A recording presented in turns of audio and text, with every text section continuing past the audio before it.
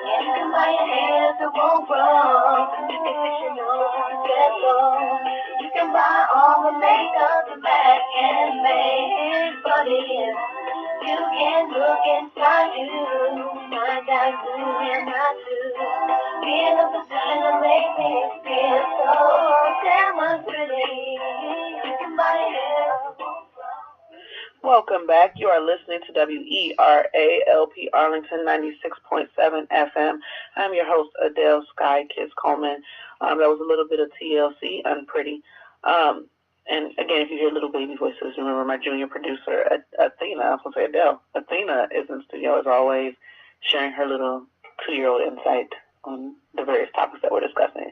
So I'm very excited. Earlier this month, we had a guest on talking about how we can uplift males and male empowerment and African American men in our community. And I'm extremely excited about our next guest. I'm extremely excited about our next guest, Erica Collins. So basically today with Erica, we're going to be discussing her life story, how she came to be just this multi-mogul. I'm sorry, my words are just all jumbled. It's still a little cold. I'm still shaking off the shivers from driving through the ice this morning. Basically, we're going to share her story, how she came to be where she is today, give us a little bit of oversight, a little bit of backstory, and how we can empower ourselves. Because like I said, we talk about male empowerment, uplifting community, and it's important in transition to hear each other's story and each other's ideals and our journey so that we can learn and progress on our own. So thank you guys for joining me, and I'm going to bring Erica up right now. Hi, Erica. Thank you for joining me. Good morning, Adell. Thank you so much for having me on your show. And you're starting real early because you got a 2-year-old you're empowering today. Yeah, that's super. One thing that I always just try to do, especially in having her around me, is just when you have a child around you, you're really aware of how you handle yourself, and what type of impact that you're leaving on her. So thank you. I definitely appreciate it. I'm trying. True. So, before you came on earlier, I gave a brief overview.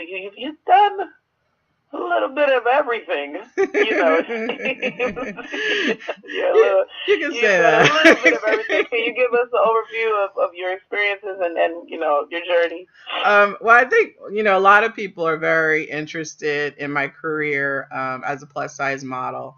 And I've been a plus size model for approximately 25 years. I actually started in Washington, D.C. I went to the George Washington University, and I was simply, have you ever just went out for a fundraiser, you're just trying to help the cause?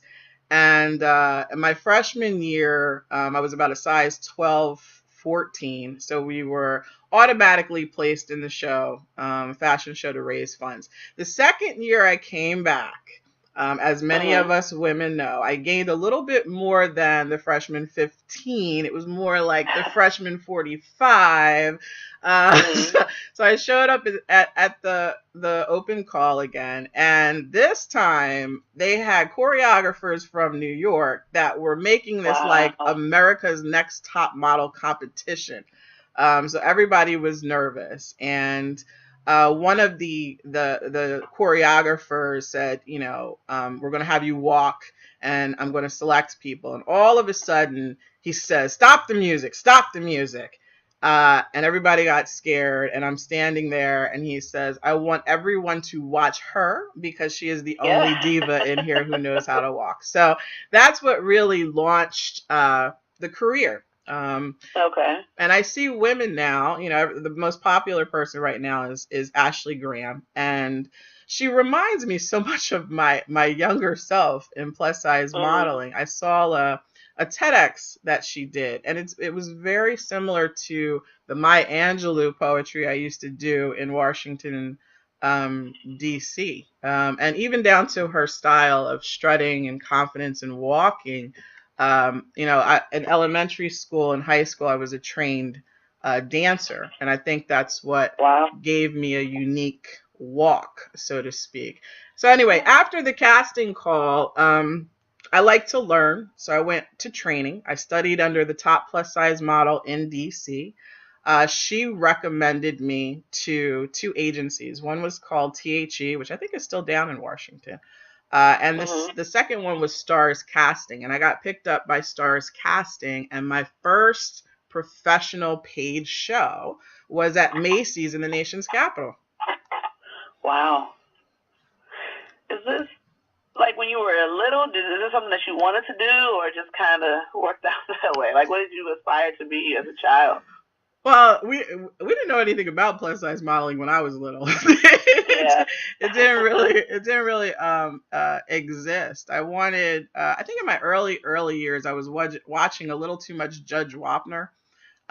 So I wanted to be, it was a popular show in the 80s. So I wanted to be an actual lawyer. And then when I got to junior high school, I did a speech for president of the class, and I went to high school at the Cherry Hill, which is a predominantly white Jewish school system. So it was really impactful that an African American female won for the first time ever. So that launched that I had speaking ability, and I got picked up by the school broadcasting teacher in junior high school, and that launched my interest in broadcasting. And at that time was the beginning of Oprah. So you had this powerful plus size woman, African American female, going out and challenging stories and topics that pertain to us. So that started my interest in media and broadcasting. Wow. It seemed like it all kind of, stitched together. And it's funny, when you, like with me, and doing radio hosting and everything, it's kind of something that I've wanted to do, but then you see it opens doors to other opportunities and stuff. You just got to be aware of those things and take a leap of faith, just kind of jump at opportunities and take a step. What would you say for someone who... Right? What would you say to someone who is, right on the edge of trying to make a decision, of maybe doing something that's out of the box? Or, because like you said, you didn't see plus size models growing up.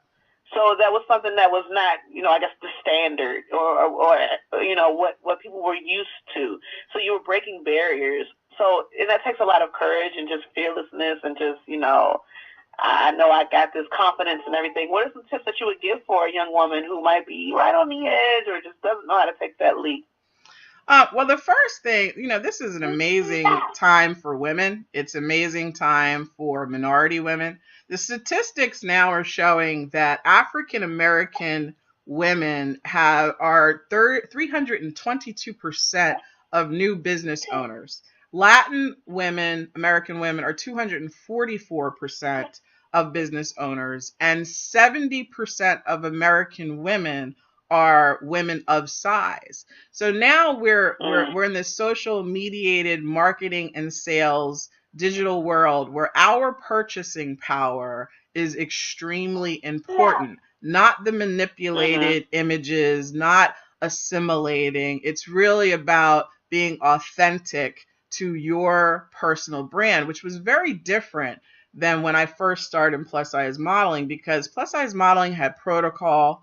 You had to assimilate, even things like you see Beyonce expressing herself through her hair. I had streaks in my hair since I was like 16, and I had to change that because it didn't fit the commercial image that they wanted to see at the time.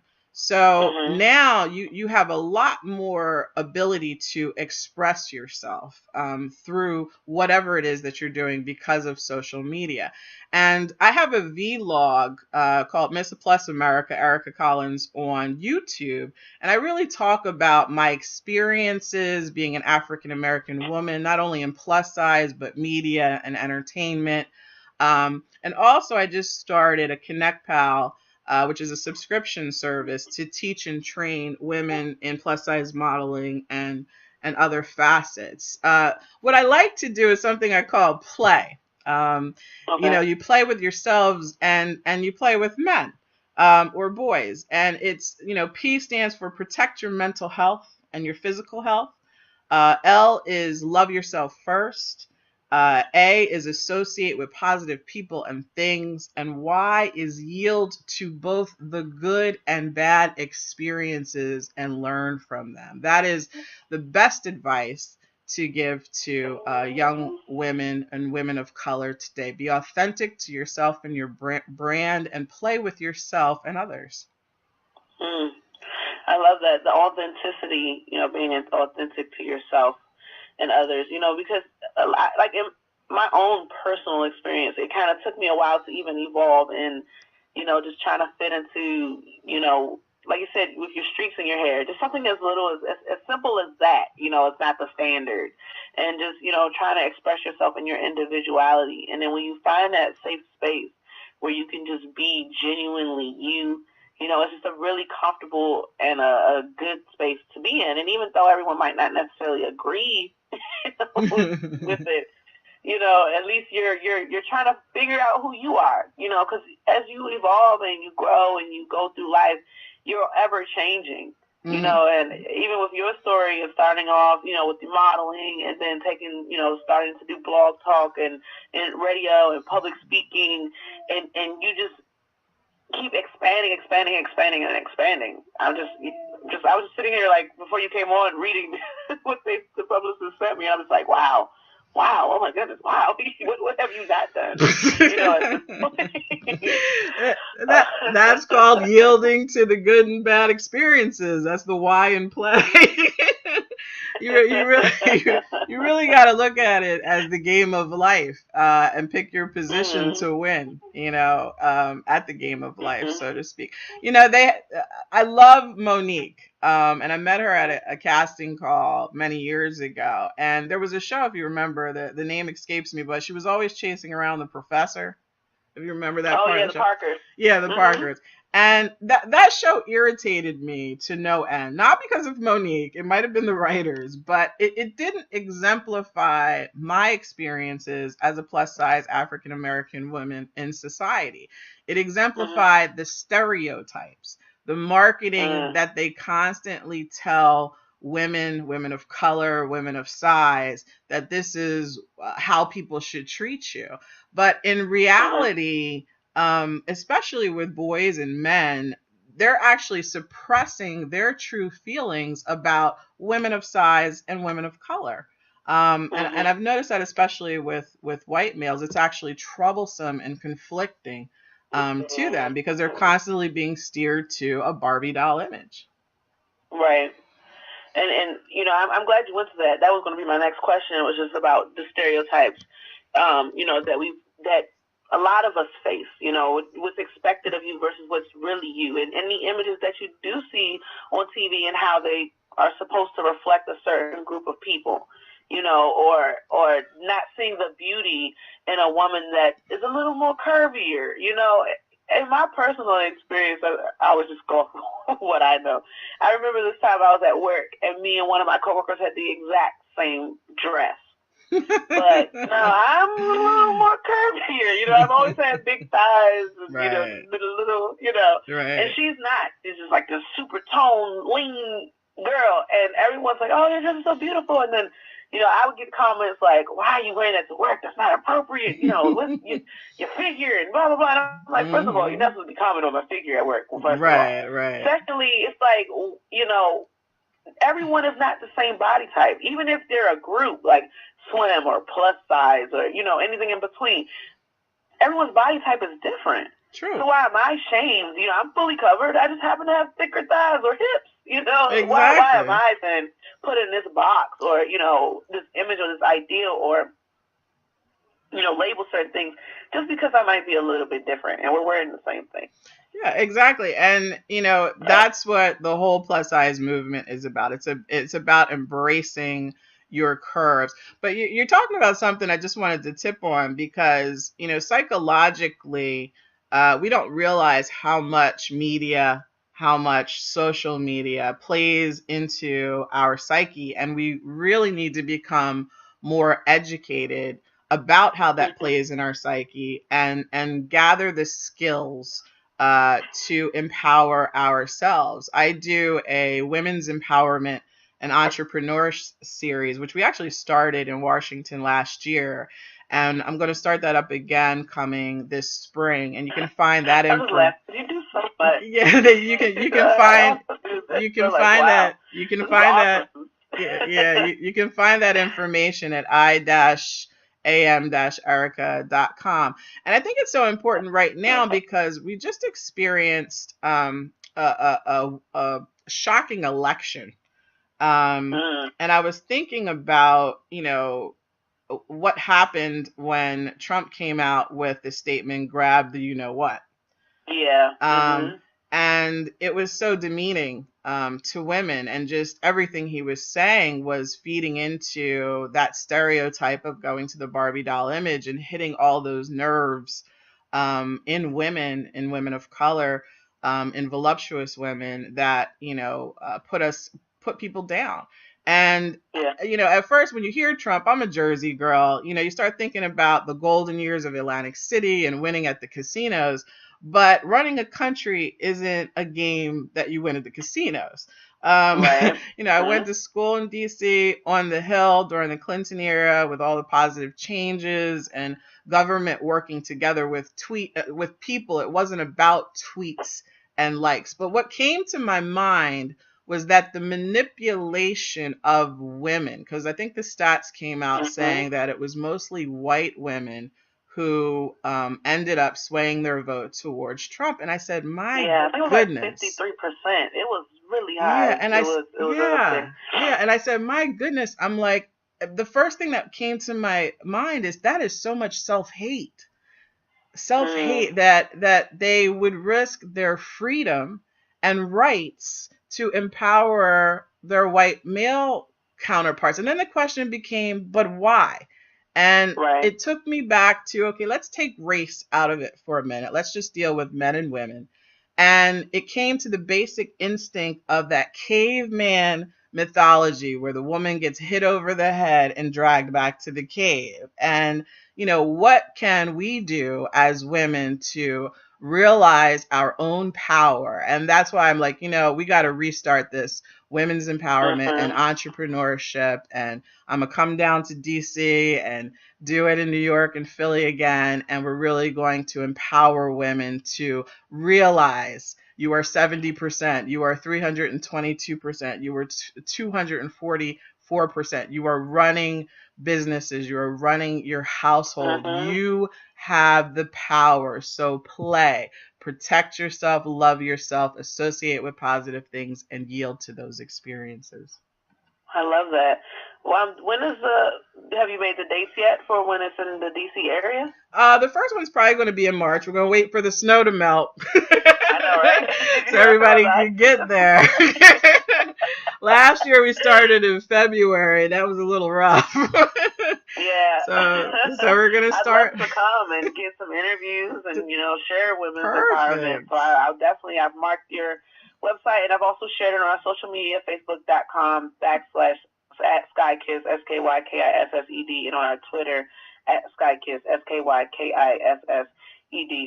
And I definitely agree, especially, it's a really scary, time, especially as a woman with a lot of these standards. Because in his comments, I remember I had a conversation with one of my male friends. I said, it's just interesting that those comments were made and who they were made to. The anchor, he lost his job, but it was still acceptable to a certain degree with the next president of the United States. Right, you're talking about Billy Bush. Right. Yeah.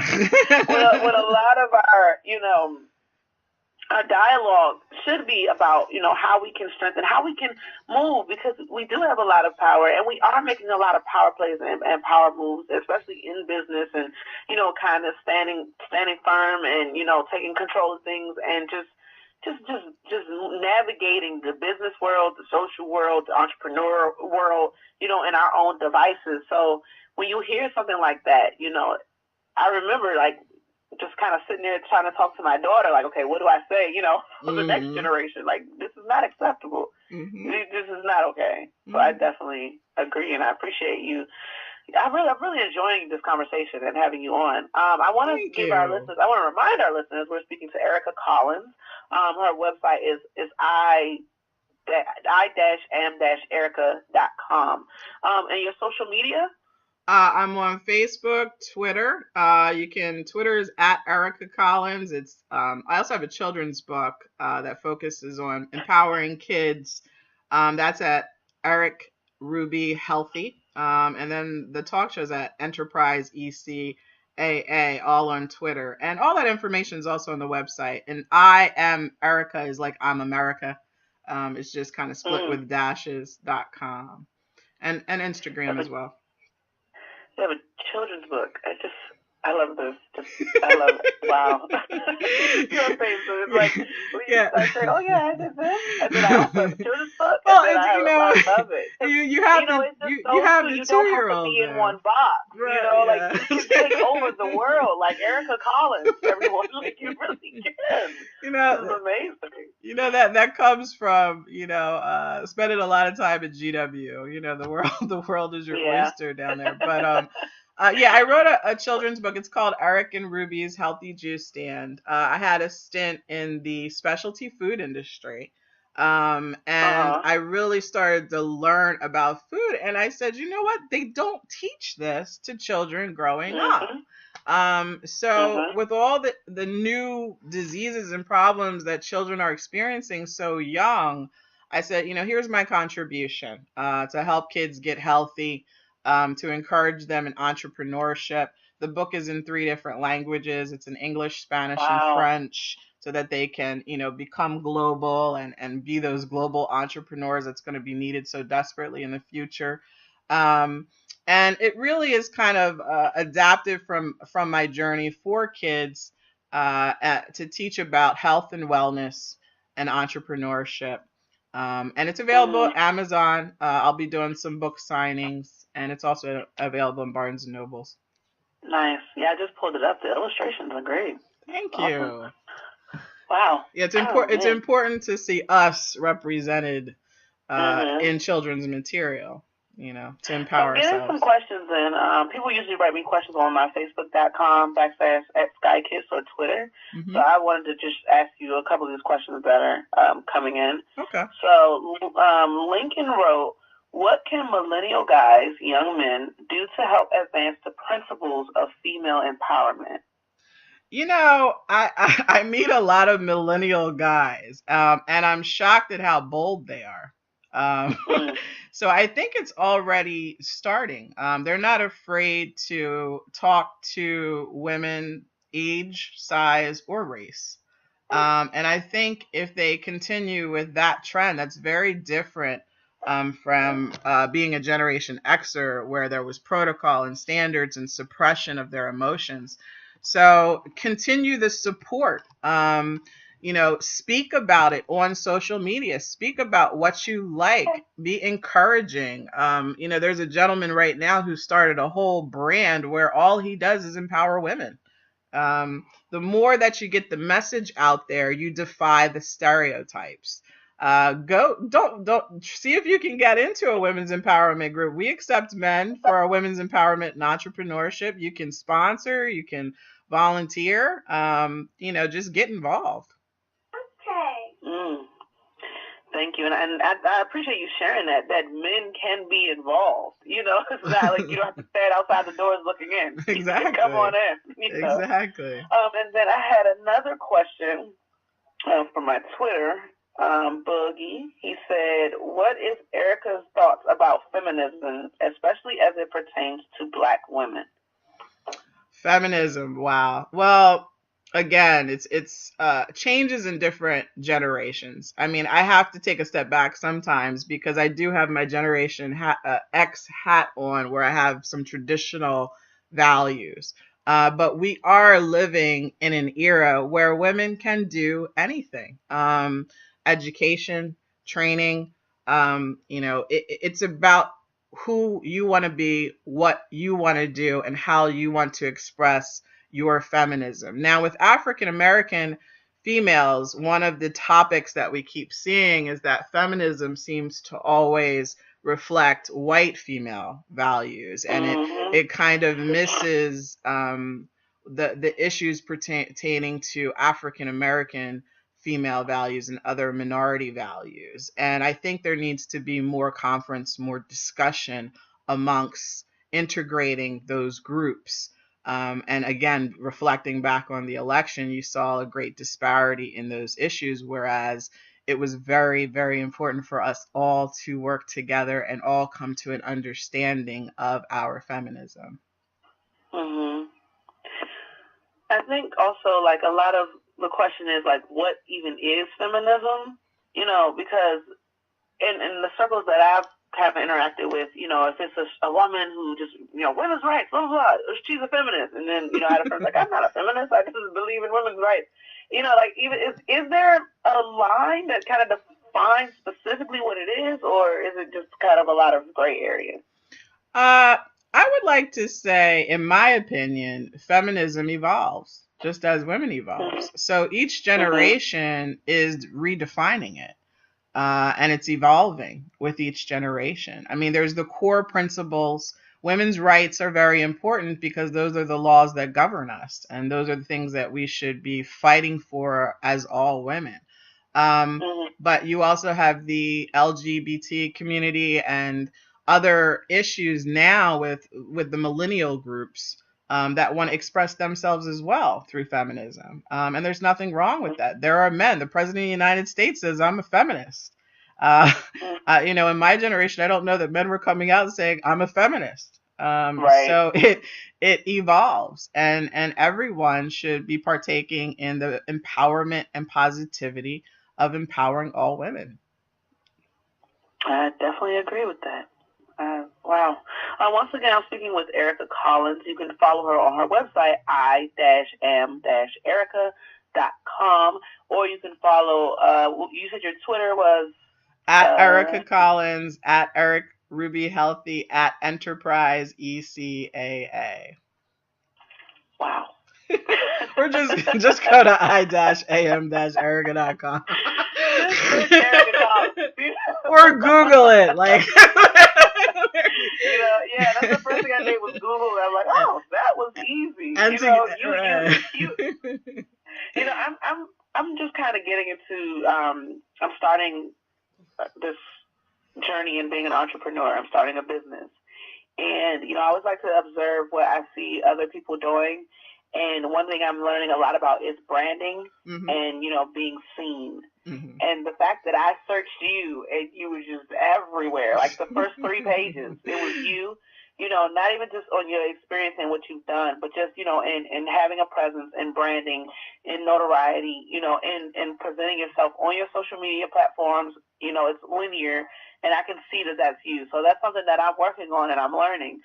What are some tips you would give to someone like me who's just kind of starting off, what to look out for, what not to look out for? I'm not to look out for, but what to be wary of or not stress about, because especially my biggest fear was, it's just me. I don't have a team. It's a lot. I'm still a mom and just trying to fit everything in. It can become a lot. Daunting, rather. See, you just said I'm still a mom. Everybody always acts like that's not that important. That's extremely important. And what percentage of women are mothers? Yeah. When you go to the stats, you start to feel really empowered because that starts the essence of your brand. There's so many things that run through my mind as far as personal branding. But basically, as millennials and just now Generation X learning, some baby boomers learning, you have such an amazing platform on social media. And cell phone cameras. I have so many experiences that aren't recorded. I worked at the George Michael Sports Machine in D.C. I was at NBC. I met people like Stevie Wonder and amazing politicians and stuff, and none of that stuff is recorded. You're only seeing maybe 25% of my experiences in its entirety. So really use and utilize the social media out there to get your message and your brand out there. Also, I would suggest to take some time to take a good look at yourself in the mirror, both the good and the bad, how people perceive you, how you perceive yourself, and where do you want to be in your life, because it will evolve and it will change. And when I started to push the plus, I was actually working in media. When I started in plus size modeling, it really was a hobby. And I was getting paid for it, so it was cool. But I was really focused on becoming a journalist. And when I had those disappointments in, journalism is a tough career. Broadcasting is a very tough career. Yeah. I found myself coming back and empowering myself through plus size modeling. And what I started to look at is, what do people see when they look in the mirror? They see a plus size African American woman. But I didn't like the stereotypes. So I decided to center my brand around defying those stereotypes. So that's what you really have to do. Whatever it is, the core of who you are, your authentic self, what you want to be, what you want to project that. And also be very careful. I was speaking to a young group of women in Alabama, a young women's conference, and a young lady came up to me and she wanted to be a model. And now you got Instagram. You don't know who's, the agent, the real people. There's so much stuff. You got to be very careful. Just as they're monitoring fake news, they need to monitor all these fake opportunities too, and especially for young girls, because having a daughter right now, I mean, there's so many things you need to educate your children with. So I told the young lady, it was kind of, they wanted her to do fashion with guns and all this other stuff. And I said, sweetie, do you want that 5-10 years from now? It might seem like it's hitting some sort of hip hop entity or something right now, but when you become a mother, is that the image you want to project to your child? Yeah. So one thing I was lucky about is I always kind of had mentors, or women who were guiding me through my career. Now, in plus size, we were very conservative when we started out. That's why you don't see a lot of, everybody's like, well, where's your booty shots? And we weren't doing that back then. We were displaying our womanhood, as being professional women. And I'm glad that I came in that era. And now, I got a little bit more risque as the times were changing. But I'm glad that I kept a certain amount of class with the industry, because that stamp is constantly going to be out there. And nowadays with social media, that image is always going to be there. They're always going to be able to look it up. Yeah, that's what I was going to say. A lot of people don't realize that, I guess, a lot of people don't think about that. They think about the now. That's why I really appreciate what you said to her, because once you put something out there, it's out there. Right. You can't take it back. It's gone. The internet sphere is massive, and it's people who pay to try to get things removed off the internet, and it doesn't work. Exactly. Because it's just so much. So I could appreciate that, because I'm really conservative and cautious with a lot of what my personal life, especially with my daughter. I don't really post a lot of images of her, just because just respecting her as a child, letting her do her little things, and that's just that is very smart. I didn't really want to post a lot of pictures of her. Yes, that's very smart. Because it's so new. You don't know how this is going to affect everyone in their futures. Exactly. And I'm old school in that I like to develop my photos. If I had $1 for how many friends I know who I took all these pictures of my kids, they're all on Facebook. But, the phone breaks and then they're trying to recover and you don't have the pictures. I like to have actual pictures, because in a lot of ways that's documenting, your history, your family. You look back through old pictures and see where you've come from. And even though everything's on the internet now, I still like to hold on to my little piece of tangible. Exercise a certain amount of discretion. Keep it classy. Keep it classy, not trashy. Right.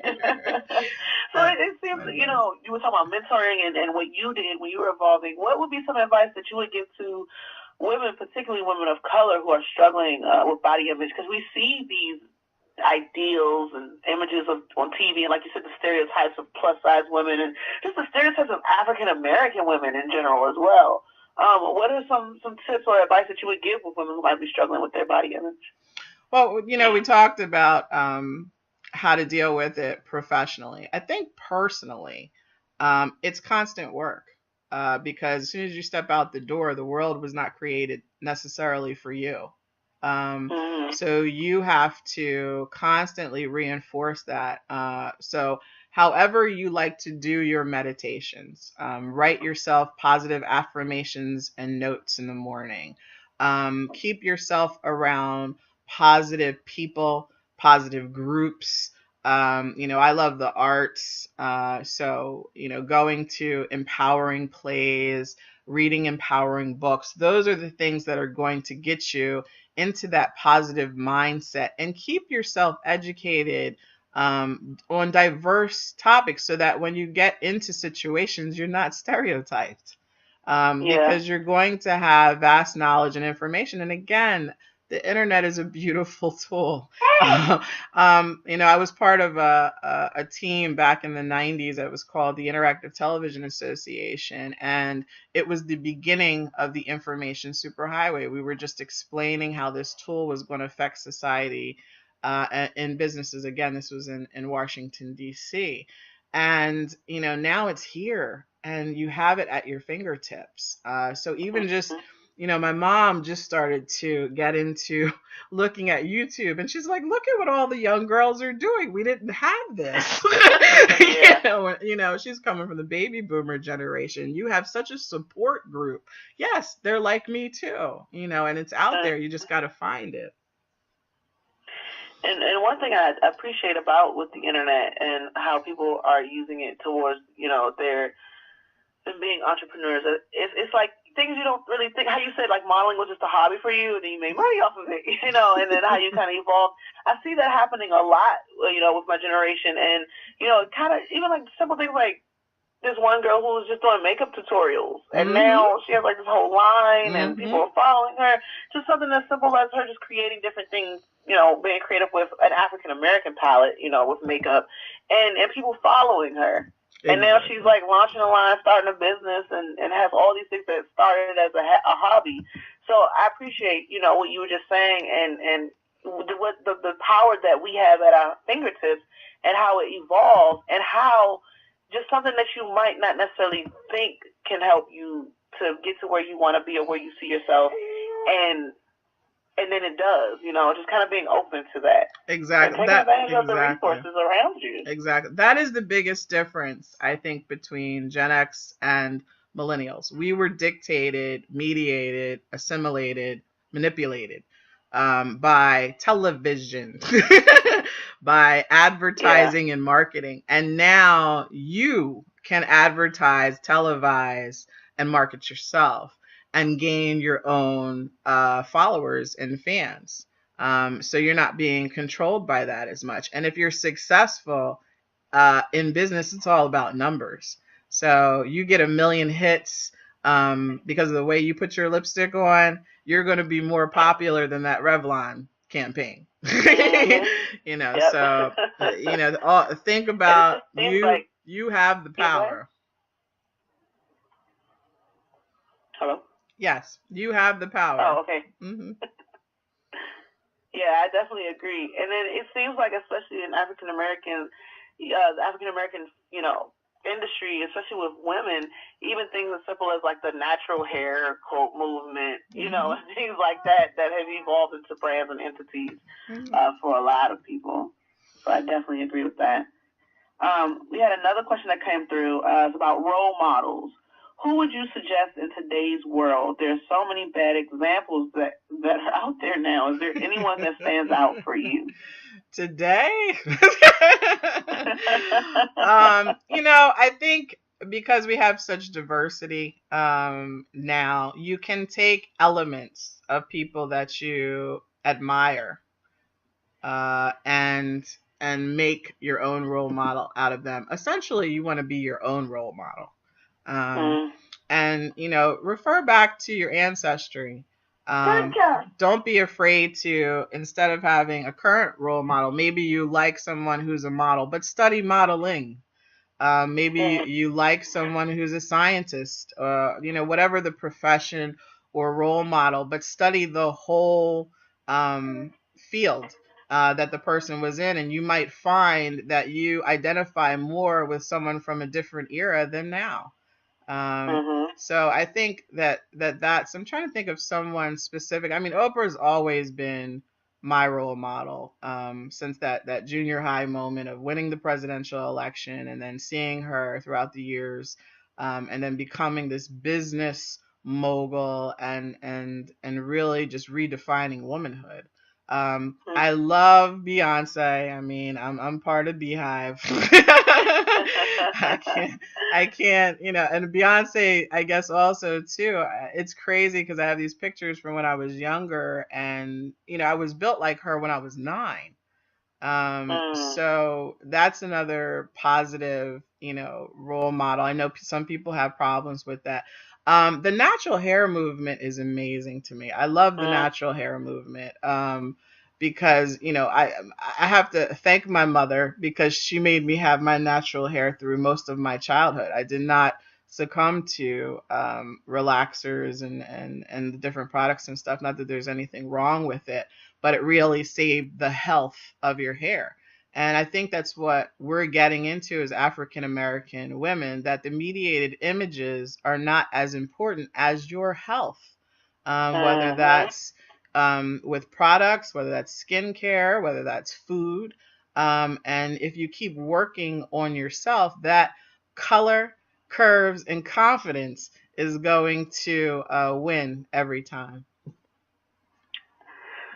Can you tell us what projects that you're working on? I don't say maybe, but I'm sure there are. What are the projects that you're working on? Well, believe it or not, I have all these designs for clothes that's been sitting on a shelf, and I've been trying to find the right group to work with, to actually make the clothes and distribute and so on and so forth. So that's something that is still in the works. Of course, we're going to restart the women's conferences. I've just taken on a couple new partners. I'm still looking for partners because I have territories in both New York, D.C., and do some things in Jersey and Philadelphia as well. And also with the talk show, we're always looking for sponsorships and people to interview. My show is focused more specifically on entrepreneurship.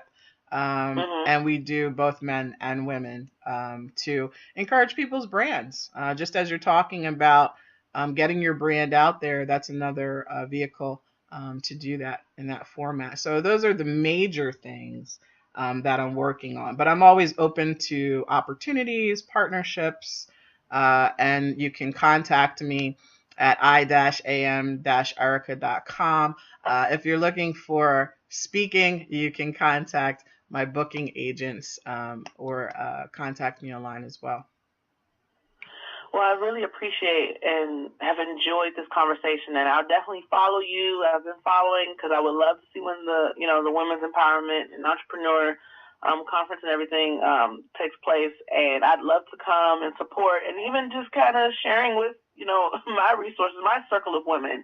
And one thing I'd like to just also add to your statement to the question, I think it's a lot of people think that you can only look for mentors with like big names and celebrities, but a lot of times in your immediate community, there's so many people that you can look up to and aspire to be. Like my mentors are some teachers that I've had, and people that I've interacted with, on a one-on-one daily basis. And so, like, even with you, I'm sure you're an inspiration to many women and men. So, don't be shy about just kind of looking in your immediate circle. Very true. And I hope that our listener takes something from that. So I thank you so much for joining me today. Thank you. And what you're doing is so great, so wonderful. And I'm so happy you have the 2-year-old there. That's beautiful. I love kids. Thank you so much. So I will definitely follow back up with you. I'd love to have you back on. Okay, thank you. Thank you. Have a good one. You too. So once again, that was Erica.